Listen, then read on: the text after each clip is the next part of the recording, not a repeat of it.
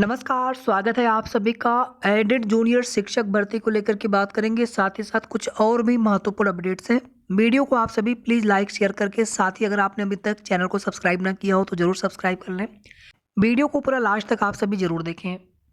कल SSC CHSL का भी नोटिफिकेशन जारी हो गया। 4500 अप्रॉक्सीमेट टोटल पदों की संख्या है और इस बार बड़े बदलाव के साथ ये भर्ती परीक्षा करवाई जा रही है। इसमें 2 टियर 2, टियर 1, टियर 2 होंगे। टियर 1 केवल क्वालिफाइंग नेचर का होगा। टियर 2 में सेक्शन कई डिवाइड हुए हैं, उसमें एक सेक्शन कंप्यूटर और टाइपिंग का जो कि क्वालिफाइंग नेचर का होगा। टियर 1 भी क्वालिफाइंग नेचर का होगा। टियर 2 में 360 अंक के 120 प्रश्न होंगे पर क्वेश्चन 3 नंबर के, और इसी के आधार पर मेरिट बननी है। एक मामला है 69,000 शिक्षक भर्ती में त्रुटि संशोधन का। इसमें मामला कोर्ट में अभी भी चल रहा था, कुछ दिन पहले भी। इसमें आप देखेंगे कि जिनकी नियुक्ति नहीं की गई थी, कुछ माइनर मिस्टेक की वजह से, उसमें प्राप्तांक वाला मामला था। इवन आप इतना समझ लीजिए कि जिनसे मेरिट प्रभावित होती है उनके अलावा कोई भी त्रुटि हो उसके लिए एफिडेविट से हो जाता है। लेकिन जिनसे मेरिट प्रभावित होती है, मतलब एकेडमिक होने की वजह से 10th का, 12th का, ग्रेजुएशन का, बीएड बीटीसी जो भी हो, उनके भी नंबर कहीं ना कहीं मेरिट प्रभावित करते हैं। प्राप्तांक या पूर्णांक कुछ गलत नहीं होना चाहिए। कम प्राप्तांक वाले मामले में राहत दे दी गई थी, लेकिन आप देखेंगे अधिक प्राप्तांक वाले मामले में राहत नहीं दी गई थी। तो यहाँ पर देखेंगे सहायक अध्यापकों की नियुक्ति को निरस्त करने का मामला। हाई कोर्ट ने नियुक्ति निरस्त करने के आदेश को किया खारिज। इलाहाबाद हाई कोर्ट ने राज्य सरकार के आदेश को किया खारिज। त्रुटिपूर्ण जानकारी से कुछ अभ्यर्थियों का चयन निरस्त हुआ था। इसके बाद देखिए शीतकालीन सत्र में 2 दिन का सत्र चला है, 5 और 6 तारीख को, और इसमें जूनियर एडेड का भी मुद्दा उठाया गया। हालांकि ये भर्ती तारांकित प्रश्नों के क्रम में नहीं था, ना ही इसमें कोई लिखित जवाब मिला है, बल्कि नई शिक्षक भर्ती को लेकर के आज जो इस वर्तमान में स्थिति है, पेट 2022 या पेट 2021 को लेकर के, वैलिडिटी और उसके परीक्षा केंद्र आदि को लेकर के। इसी तरह से कुछ गोपनीय विभाग में कुछ और भी सवाल पूछे गए थे, जिनके जवाब इस सत्र के माध्यम से दिए गए हैं माननीय मंत्रियों जी के द्वारा। आप लोगों में से केवीएस भर्ती के लिए कितने लोगों ने आवेदन कर दिया है या फिर कितने लोग आवेदन करने वाले हैं? और ध्यान ये दीजिएगा कि इसमें जो भी सर्टिफिकेट है सेंट्रल वाला फॉर्मेट पर होना चाहिए, और जो भी फॉर्मेट दिया गया है बिल्कुल आपको एग्जैक्टली वही प्रिंट आउट लेकर के नहीं उस पर बनवाना है, बल्कि उस तरह का फॉर्मेट आपका होना चाहिए, यानी जो सेंट्रल गवर्नमेंट ऑफ इंडिया के लिए है, क्योंकि ये वैकेंसी सेंट्रल की है। तैयारी अच्छे से करिए। पिछली बार के मेरिट से या पिछली बार के कट ऑफ से या जो कॉल लेटर आया था इंटरव्यू के लिए, उससे आप मत कंपेयर करिएगा। इस बार जो कंपटीशन है अच्छा रहने वाला है पिछली बार की तुलना में। और आप देखेंगे क्वेश्चन पेपर या जो टोटल क्वेश्चन आने वाले हैं 180, फिर आप देखेंगे आगे इंटरव्यू या फिर जो स्किल टेस्ट, उसके लिए भी वेटेज बढ़ा दिया गया है। 70 और 30 का इस प्रकार से रेशियो रखा गया है। एडेड जूनियर शिक्षक भर्ती में जीओ का प्रस्ताव शिक्षा निदेशालय प्रयागराज से लखनऊ पहले ही पहुंच चुका है। कल भी हमने आपको अपडेट दी थी, और अभी फाइनली शिक्षा निदेशालय से सचिवालय को नहीं गया है। इस सप्ताह में भेज दिया जाएगा तो बहुत अच्छा है, अभी समय है इस सप्ताह में। बाकी देखिए जो मैनेजमेंट वाला कोर्ट केस है उसकी जानकारी एग्जैक्टली कौन सा कोर्ट केस है वो नहीं पता चल पा रहा है। बहुत सारे केसेस हैं सैलरी को लेकर के, या फिर एरियर्स, या फिर किसी अन्य प्रकार की नियुक्ति संबंधी कई सारे कोर्ट केसेस है प्रबंधक वाले। तो एग्जैक्टली उसमें वही केस कौन सा है ये पता नहीं चल पा रहा है। अगर आप लोगों में से किसी के पास भी केस की डिटेल हो तो प्लीज़ कमेंट करके ज़रूर बताएं। कल जितने भी केसेज आप लोगों ने बताए थे, या फिर और भी कुछ केसेज हमने अपने स्तर से भी पता करने का प्रयास किया, लेकिन कुछ जानकारी मिल नहीं पाई एग्जैक्टली। यहाँ पर देखिए फतेहपुर में आप देखेंगे पहले एक याचिका पड़ी थी, जिसमें प्रबंधक की तरफ से ये उसमें याचिका इस बात के लिए डाला गया था कि हमारे पास बच्चे तो हैं लेकिन शिक्षक नहीं है, भर्ती आप जल्द से जल्द पूरी करें। उसके बाद देखेंगे फिर भर्ती का नोटिफिकेशन आया, फिर उसके बाद फिर भर्ती प्रक्रिया की जा रही है। रिजल्ट 2 बार आ चुका है, लेकिन अभी तक जो है भर्ती का प्रोसेस नहीं आगे बढ़ पाया, ना ही भर्ती अभी तक कंप्लीट हो पाई।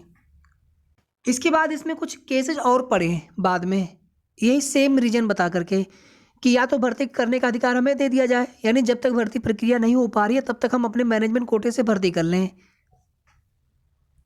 साथ ही साथ मैनेजमेंट के मन में ये भी उसमें रहा होगा कि चूंकि अब सरकार यहाँ पर भर्ती करने जा रही है लिखित परीक्षा के माध्यम से, तो अब हमें मौका तो मिलेगा नहीं आगे फिर। तो अगर हमें यहाँ पर शायद एक बार मौका और मिल जाए तो हम लोग अपने हिसाब से भर्ती कर सकते हैं एक बार और, हमें जितने शिक्षकों की आवश्यकता है।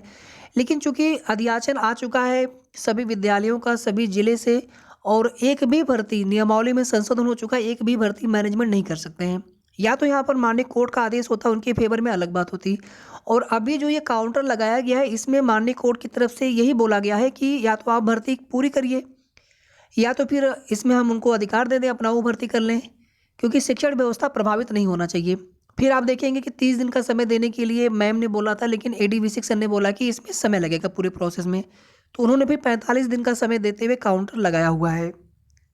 अब यहाँ पर एक डर सभी के मन में ये भी है कि ऐसा ना हो कि फिर से जब वो डेट लगे, अगली डेट लगे, फिर से वहाँ पर वो कुछ समय और मांग लें, क्योंकि ऐसा तो बोला नहीं गया है कोर्ट की तरफ से कि 45 दिन में अगर आप नहीं करते हैं तो फिर आपको ये मैनेजमेंट को अधिकार देना ही होगा। हो सकता है फिर आगे फिर कुछ समय ले लिया जाए। बिल्कुल गारंटी नहीं है यहाँ पर कि भर्ती 45 दिन के अंदर पूरी कर हो ही जाएगी।